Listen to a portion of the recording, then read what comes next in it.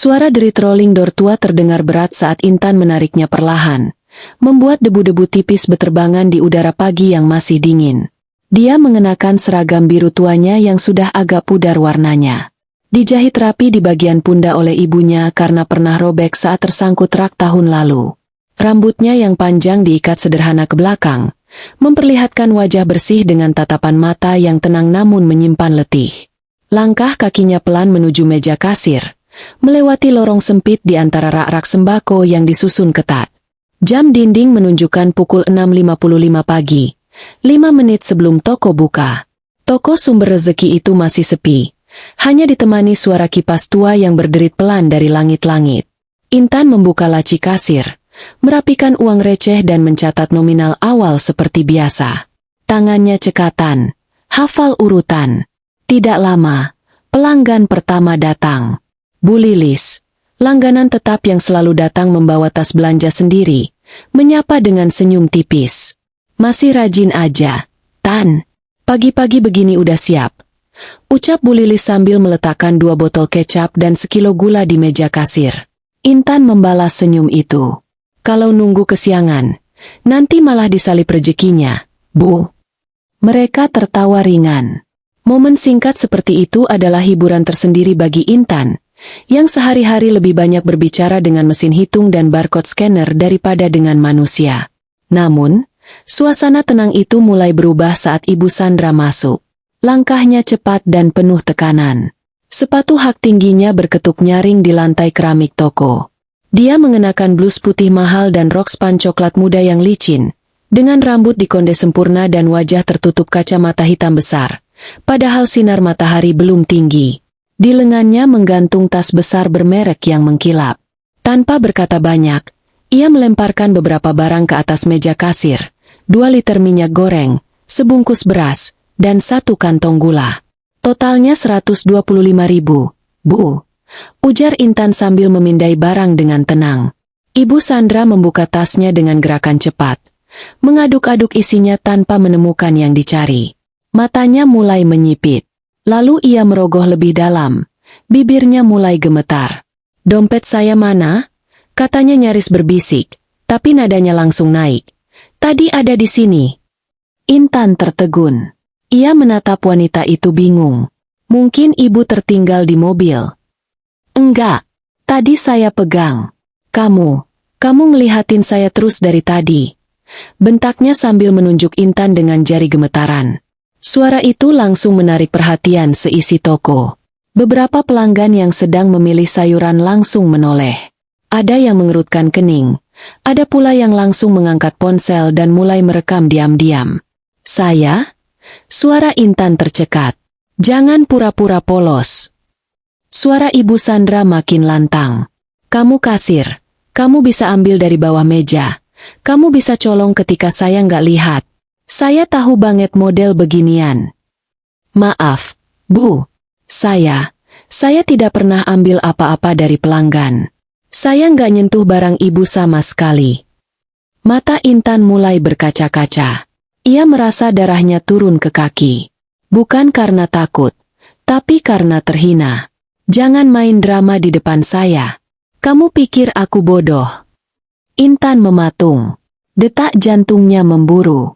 Ia ingin membela diri, ingin meneriakkan bahwa ia tak bersalah. Tapi suaranya seperti mengendap di kerongkongan. Ia hanya bisa berdiri kaku, menahan air mata yang mendesak keluar, di tengah puluhan pasang mata yang kini memandangnya seperti penjahat. Pak Jamal yang sejak tadi melihat dari rak sabun, mendekat ke arah Bu Lilis dan berbisik pelan. Saya sih dari dulu udah curiga. Cantik, tapi diam-diam bisa aja licik. Bu Lilis hanya diam, tapi wajahnya berubah. Tidak lagi ramah seperti saat pagi datang.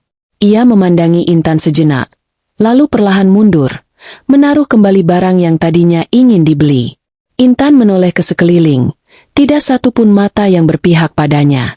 Bahkan rekan kerjanya, Rini, justru terlihat mencuri pandang dengan ekspresi seolah menikmati drama itu. Dunia seakan jadi penonton yang kejam.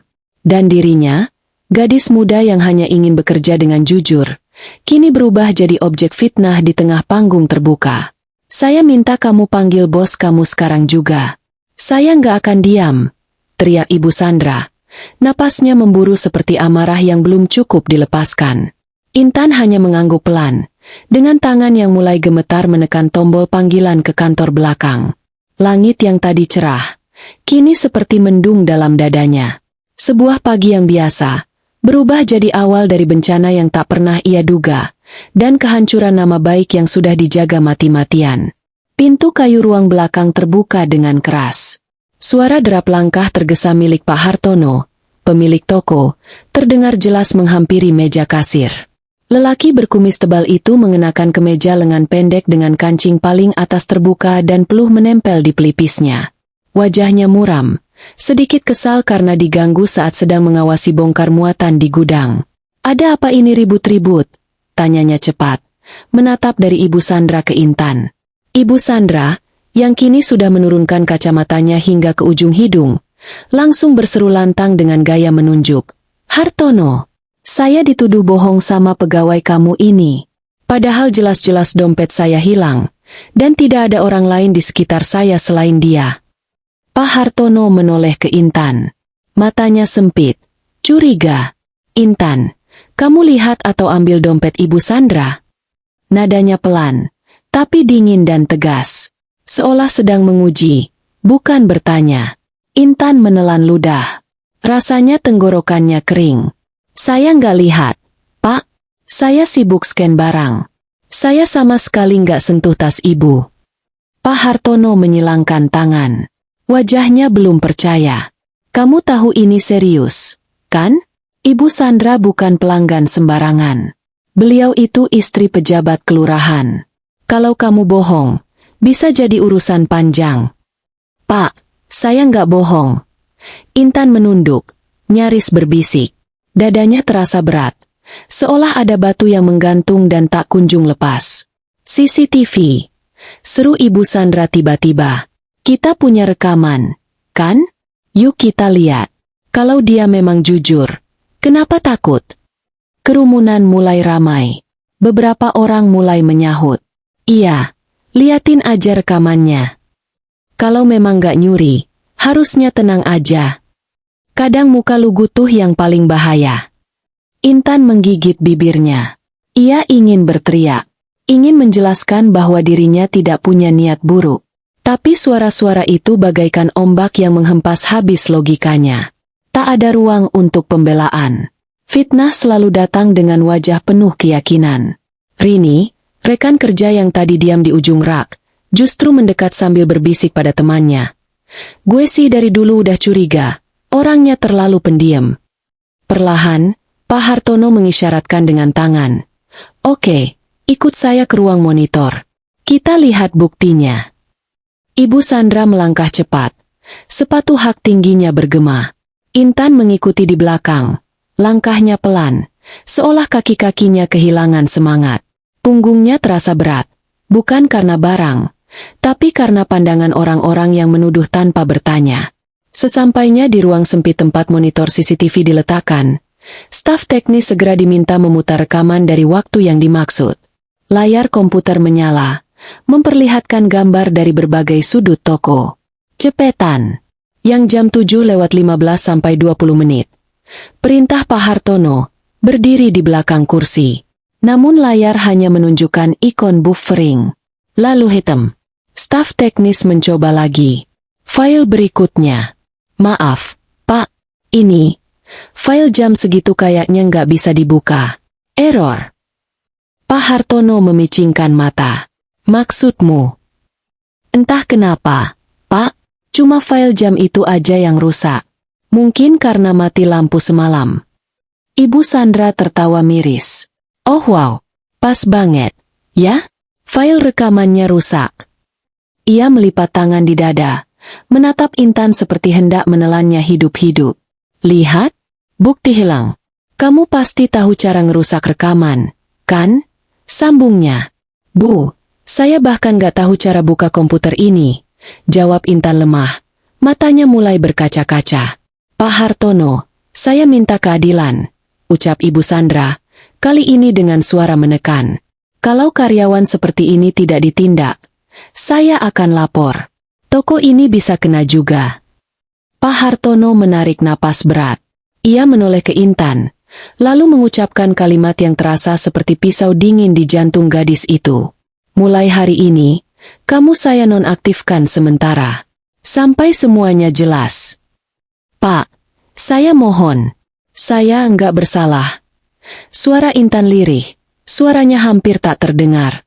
Tapi wajah Pak Hartono tak berubah. Kita jaga nama baik toko dulu. Ya, kamu istirahat di rumah dulu. Nanti saya kabari kalau sudah ada perkembangan. Intan berdiri di tempat. Dunia seolah diam, tapi dadanya berisik oleh perasaan ditikam dan dijatuhkan. Tidak ada kesempatan membela diri. Tidak ada waktu untuk menjelaskan. Ia melangkah pelan ke kasir, mengambil tas kecil miliknya. Tidak ada satupun pegawai yang menyapa. Beberapa bahkan memalingkan muka, pura-pura sibuk menyusun barang. Di luar, matahari mulai meninggi. Tapi baginya, hari itu seperti malam paling kelam. Langkahnya berat menyusuri trotoar, sementara suara-suara dari belakang masih terdengar. Tertawa kecil, bisik-bisik, dan sesekali komentar di ponsel dari seseorang yang jelas merekam sejak tadi. Kamu tahu nggak? Ini bisa viral banget. Kasir tukang nyolong. Drama live pagi-pagi. Intan tak bisa menahan air matanya lagi. Ia berjalan cepat, menunduk, berharap bumi terbuka dan menelannya saja. Tapi ia tahu, dunia tidak pernah sesederhana itu. Dan hari itu, satu hal tertanam dalam benaknya. Bahkan kebenaran bisa kalah jika tak punya saksi. Langit sudah berubah kelabu saat Intan sampai di kamar kontrakannya. Dinding tipis dari papan triplek bergemetar ringan tiap kali motor lewat di gang sempit luar. Ia duduk diam di pinggir ranjang busa yang sudah kehilangan bentuk. Matanya kosong. Tangannya masih menggenggam tas kecil lusuh yang tadi terburu-buru diraihnya saat keluar dari toko. Pikirannya berputar. Bukan soal uang. Bukan juga soal pekerjaan. Tapi tentang harga diri yang ditelanjangi di depan umum, lalu dibuang tanpa kesempatan bicara. Tangisnya tak keluar. Bukan karena kuat, tapi karena terlalu lelah untuk menangis. Hening. Sampai akhirnya ponselnya bergetar pelan.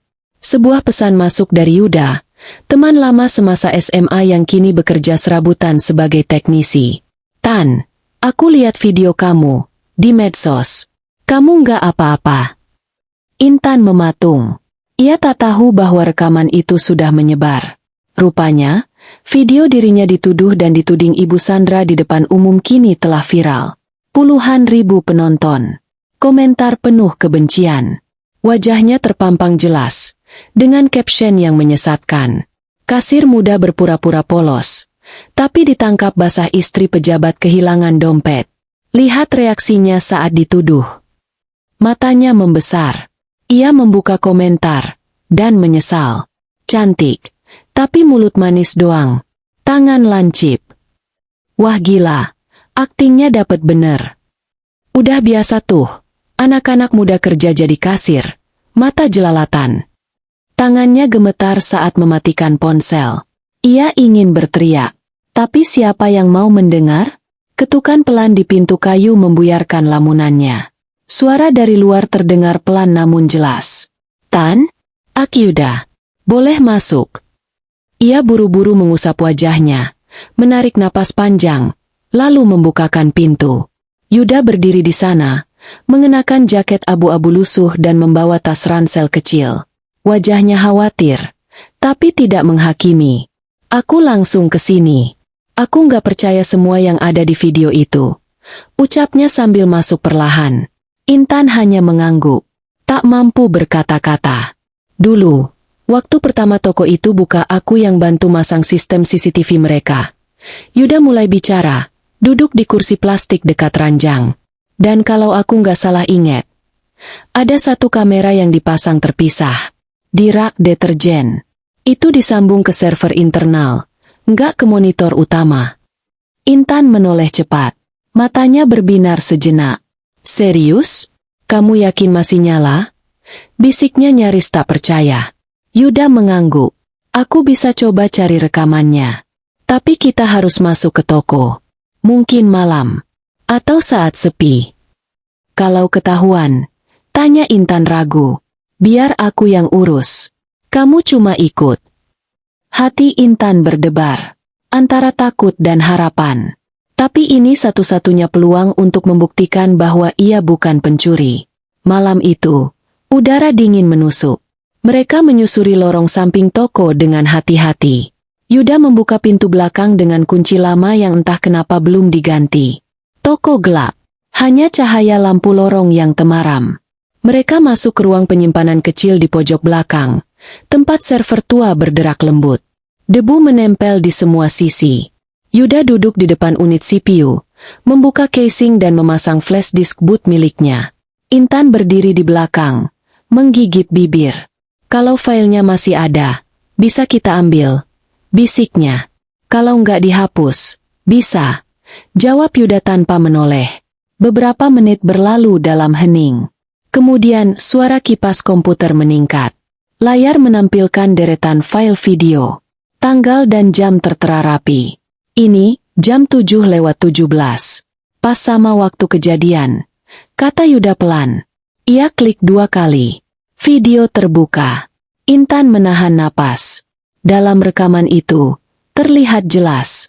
Ibu Sandra berdiri sendiri di dekat rak deterjen, membuka tas besar bermereknya, lalu meletakkan dompet merah di atas rak sembari sibuk menelpon. Kemudian ia mengambil barang, meninggalkan dompet itu di sana, dan berlalu menuju kasir. Tidak ada interaksi apapun dengan Intan. Tak ada tangan yang mencuri. Tak ada gerakan mencurigakan. Semuanya terekam jernih. Allah, bisik Intan lirih. Air matanya jatuh tanpa suara. Yuda menoleh. Kamu lihat? Kamu nggak gila. Kamu nggak salah. Intan menutup mulutnya dengan kedua tangan. Tangis yang ditahan sejak pagi akhirnya pecah malam itu. Tapi kali ini bukan karena dihina. Melainkan karena akhirnya ada saksi yang tak bisa dibungkam. Kamera yang disangka tak berguna, kini jadi penyelamat. Malam itu, hujan turun tipis. Di luar, suara tetes air memukul atap seng kontrakan Intan, menciptakan irama lembut yang tak mampu menenangkan kegelisahan di dalam dadanya. Ia duduk bersila di atas kasur tipis, memandangi flash disk kecil di telapak tangan. Flash disk itu sekarang bukan sekadar benda. Itu harapan. Itu pelurunya. Itu satu-satunya senjata yang ia punya untuk menembus kebohongan. Yuda, yang duduk di sebelahnya, mengetik cepat di laptop. Ia memastikan video rekaman dari kamera tersembunyi itu disalin dalam beberapa salinan cadangan, dengan waktu dan tanggal tertera di layar. Tan, ucap Yuda pelan. Video ini kuat. Kamu bisa laporin. Atau kalau nggak mau ribet, kita bisa buat publik tahu dulu. Intan menatap layar. Di sana, sekali lagi ia melihat bagaimana Ibu Sandra sendiri yang ceroboh. Dompet ditaruh sembarangan. Lalu pergi tanpa sadar. Dan kemudian, fitnah kejam dimulai. Tapi Intan masih ragu. Apa semua orang akan percaya? Yud, mereka udah telanjur benci aku. Mereka udah terlanjur yakin aku maling. Justru karena itu, jawab Yuda sambil menatapnya dalam-dalam. Mereka harus lihat kebenaran dari mata mereka sendiri. Bukan dari omongan. Keesokan harinya, pagi masih mendung saat Intan mengenakan jaket tua milik almarhum ayahnya. Ia dan Yuda menuju warnet langganan Yuda, tempat mereka bisa mengunggah video itu dengan koneksi stabil dan tanpa terlalu menarik perhatian. Di dalam bilik kecil yang bau apek karena AC bocor, mereka duduk berdempetan di depan layar komputer. Yuda membuka akun anonim miliknya di media sosial, lalu mulai menyusun narasi. Video ini membuktikan bahwa tuduhan terhadap seorang kasir muda beberapa hari lalu adalah fitnah. CCTV tersembunyi merekam kejadian sebenarnya. Tonton sampai habis dan nilai sendiri. Ia unggah video berdurasi 2 menit itu. Dalam hitungan detik, video mulai ditonton. 100, 200, 500 tayangan terus naik. Komentar pertama muncul. Loh? Ini kok beda banget sama video yang kemarin viral? OMG, jadi dia nggak salah? Gila merinding. Kenapa nggak dari kemarin ini diupload? Intan memandang layar dengan mata basah. Tapi kali ini, bukan karena takut. Yud, bisiknya. Kalau video ini menyebar, toko bisa kena, reputasi mereka rusak. Yuda mengangguk, lalu menatap serius. Tan, mereka buang kamu tanpa bukti. Mereka bikin kamu malu di depan semua orang. Mereka biarin kamu dipermalukan, diseret di medsos, dan mereka nggak angkat jari pun buat ngebelain kamu. Sekarang bukan soal balas dendam. Ini soal keadilan. Intan menatap layar kembali. Ratusan komentar mulai berdatangan, sebagian besar mendukung. Beberapa bahkan menyebut nama Pak Hartono dan Ibu Sandra, menuntut klarifikasi. Satu komentar mencuri perhatian. Saya pelanggan tetap toko itu. Kalau ini benar, saya janji nggak akan belanja di sana lagi sampai mereka minta maaf ke Intan. Siang harinya, video itu sudah tembus 500.000 tayangan. Beberapa akun media lokal mulai merepost dengan judul "Update kasus kasir difitnah. CCTV lain ungkap fakta berbeda. Publik terkejut." Di kontrakannya, Intan duduk memandangi ponselnya yang terus berbunyi. Notifikasi masuk tak henti-henti. Namun satu notifikasi membuatnya terdiam. Pesan masuk dari Pak Hartono. "Intan, saya bisa ketemu kamu sore ini? Tolong kasih saya kesempatan jelaskan." "Saya salah." Intan tidak langsung membalas. Ia menatap keluar jendela. Langit masih kelabu, tapi sinarnya perlahan muncul di antara awan. Untuk pertama kalinya dalam beberapa hari terakhir, ia bisa menarik napas tanpa beban menghimpit dadanya. Namun di lubuk hatinya, ia tahu ini belum selesai. Belum ada permintaan maaf terbuka. Belum ada pertanggungjawaban. Dan belum ada yang tahu bahwa ada rekaman lain yang lebih gelap dari sekadar rekaman CCTV. Rekaman yang bahkan belum sempat Yuda buka. Rekaman suara yang terekam secara otomatis di server backup. Dan disitulah kebenaran yang sesungguhnya masih tersembunyi. Sore itu langit kota seperti menahan hujan. Mendung menggantung berat, seolah ikut menyaksikan konfrontasi yang akan terjadi di sebuah kafe kecil di pinggir jalan raya, tempat netral yang diminta oleh Pak Hartono sendiri. Intan duduk di sudut, mengenakan kemeja putih polos dan celana hitam longgar. Wajahnya bersih tanpa riasan, hanya ketegasan dan luka yang belum sembuh disorot matanya. Pak Hartono datang 5 menit terlambat, mengenakan batik lusuh dan wajah yang jauh lebih tua dari terakhir kali Intan melihatnya. Ia menarik kursi perlahan, duduk tanpa suara, dan menunduk cukup lama. "Intan," katanya pelan, tapi tak tahu harus melanjutkan bagaimana. Gadis itu menatapnya lurus. Tak ada senyum, tak ada anggukan, hanya diam yang menggantung tajam. "Aku tahu aku salah," lanjutnya akhirnya. "Aku panik. Saat pelanggan sekelas Ibu Sandra ribut, aku pilih aman. Dan aku sadar, aku sudah menghancurkanmu." Intan mengepal tangan di bawah meja. "Bukan cuma saya, Pak. Reputasi saya, nama baik keluarga saya, harga diri saya. Semua diinjak orang, dan tidak ada satupun yang bertanya, apa benar? Semua langsung percaya saya pencuri." Pak Hartono menarik napas, lalu mengeluarkan selembar amplop. "Ini kompensasi, uang ganti rugi, dan tawaran kembali kerja." Intan menatap amplop itu tanpa menyentuhnya. "Maaf Pak, tapi harga diri saya nggak bisa dibayar dengan uang." Ia menggeser amplop itu kembali ke arah Pak Hartono. "Saya nggak butuh kembali ke tempat yang buang saya begitu saja." Pak Hartono tertunduk. Untuk pertama kalinya benar-benar tampak menyesal. Tapi Intan belum selesai. "Kalau Bapak benar-benar mau menebus salah, minta maaf. Tapi bukan di tempat ini. Bukan diam-diam. Tapi di tempat yang sama waktu saya dihina. Di depan publik."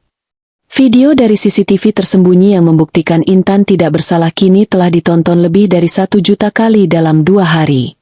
Komentar demi komentar berubah drastis. Orang-orang yang dulu memaki, kini ramai-ramai minta maaf di kolom komentar. Banyak yang merasa bersalah karena sudah ikut membagikan video tuduhan tanpa bukti. Bahkan beberapa media televisi lokal mulai mencari Intan untuk wawancara eksklusif.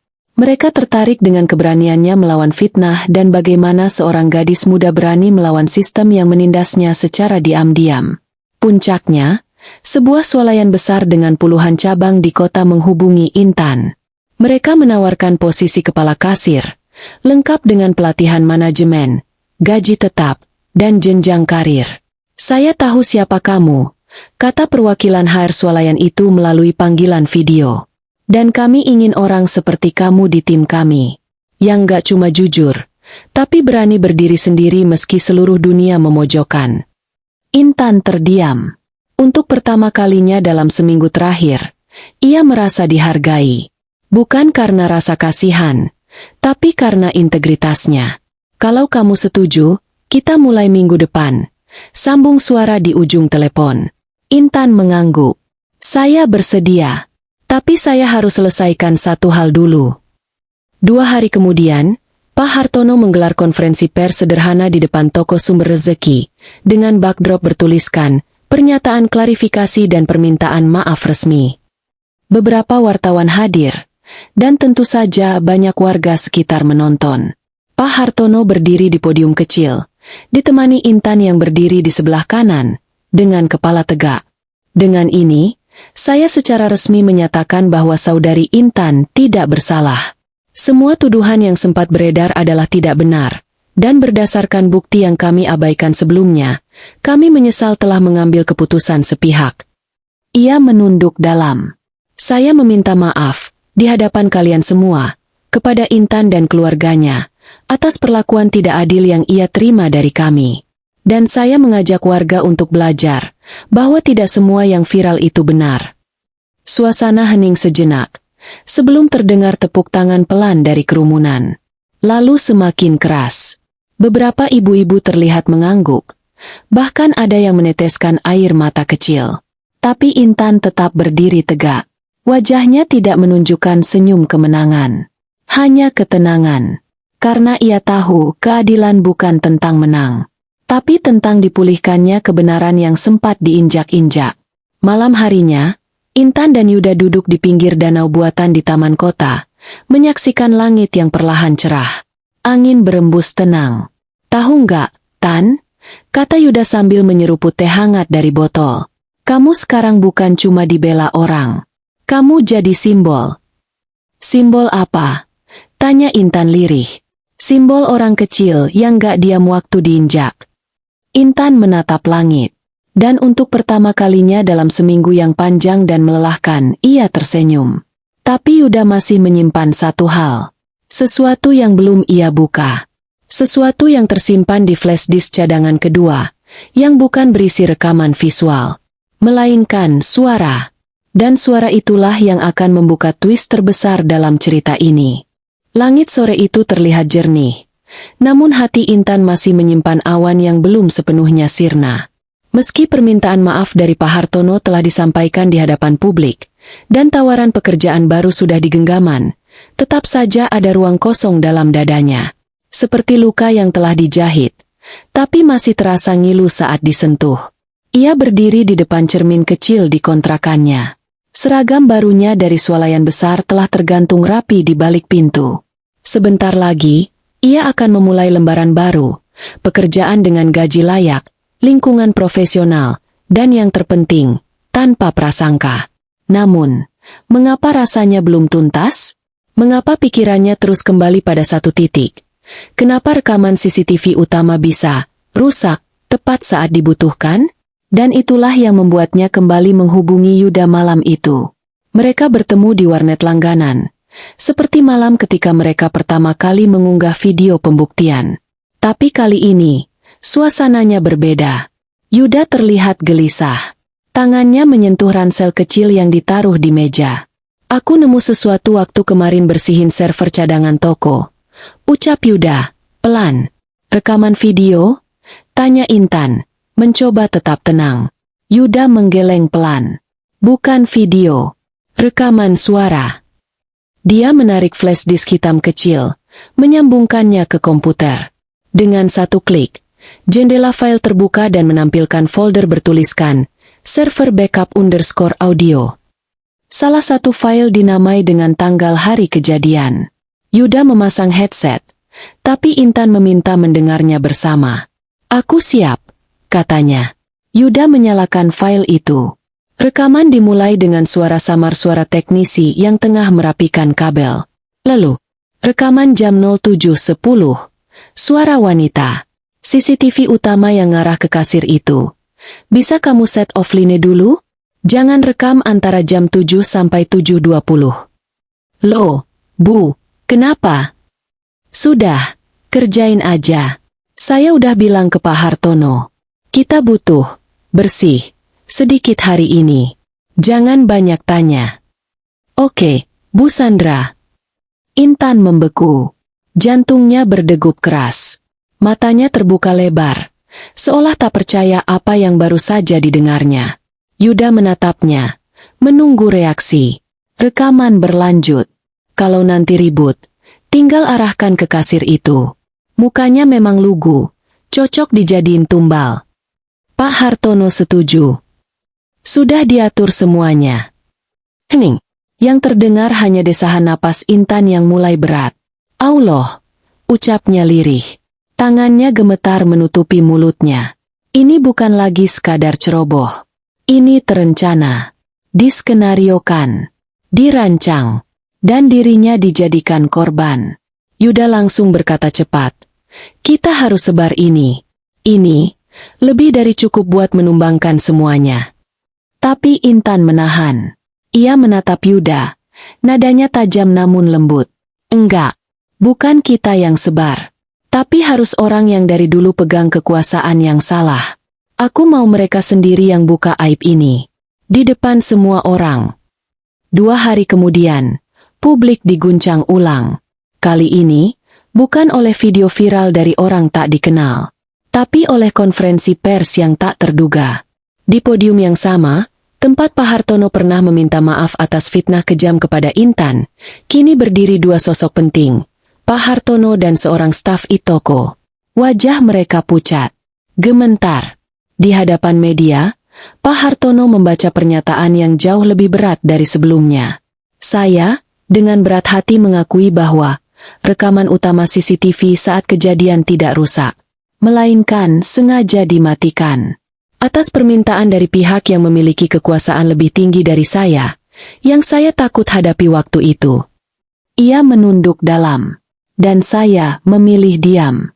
Memilih membiarkan satu orang tak bersalah menderita. Karena saya takut kehilangan nama dan uang. Intan, yang berdiri di antara kerumunan wartawan, menatap ke depan tanpa air mata. Tidak ada marah, tidak ada dendam. Yang ada hanya kelegaan. Karena akhirnya mereka yang dulu bicara dengan kuasa, kini bicara dengan rasa malu. Publik geger. Nama Ibu Sandra menjadi headline di semua portal berita. Fitnah kasir. Istri pejabat ditetapkan tersangka manipulasi data CCTV. Terungkap, alasan kamera dimatikan, ingin gunakan, tumbal. Dan untuk pertama kalinya, media menyebut nama lengkap, Intan Nurhaliza, gadis 21 tahun yang difitnah, dan menang. Malam harinya, Intan duduk sendirian di halte yang sepi. Lampu-lampu jalan memantul di aspal basah. Ia menatap langit. Terima kasih. Allah, bisiknya, bukan karena aku ingin mereka dihukum, tapi karena aku ingin tahu bahwa kejujuran gak selamanya kalah. 2 minggu telah berlalu sejak konferensi pers yang mengguncang kota kecil itu. Nama Intan Nurhaliza kini tak lagi identik dengan tuduhan dan fitnah, melainkan dengan keberanian dan keteguhan. Ia telah memulai hari-hari barunya sebagai kepala kasir di sebuah swalayan besar. Lengkap dengan pelatihan kepemimpinan dan apresiasi dari rekan-rekan kerja. Namun, meski wajahnya kini tersenyum di depan kamera, ada bagian dari hatinya yang belum tenang sepenuhnya. Sore itu, sepulang kerja, Yuda mengiriminya pesan. Tan, aku butuh kamu datang ke warnet. Ada satu hal lagi yang baru aku temukan dari backup server. Dan ini, lebih dalam dari yang kita kira. Intan datang 1 jam kemudian. Di bilik yang sama, Yuda menatap layar dengan ekspresi yang tak biasa. Tegang, takut, sekaligus geram. Ia membuka satu folder tersembunyi bernama Audio_Rapat. File itu direkam secara otomatis dari mikrofon sistem yang terhubung di ruang kerja belakang toko, tempat biasanya dilakukan briefing internal. Yuda menekan play. Sandra, kamu yakin pilih kasir itu? Suara pria, tajam. Lihat wajahnya. Lemah, nggak punya koneksi. Sekali framing, selesai. Publik gampang diarahkan. Tapi kenapa harus fitnah pencurian? Risiko besar. Saya capek. Wartawan mulai tanya-tanya soal suami saya. Kita perlu alihkan isu.